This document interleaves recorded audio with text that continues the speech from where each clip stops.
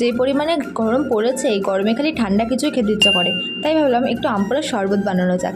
খুবই সহজ পদ্ধতিতে কম জিনিস এই শরবতটা আমি কীভাবে বানালাম চলো তোমাদের সাথে শেয়ার করি।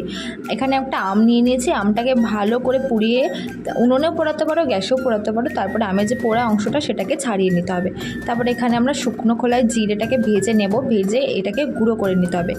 তারপর আমের যে মাংসটা আছে বা পাল্পটা আছে সেটাকে ভালো করে ছাড়িয়ে নিতে হবে।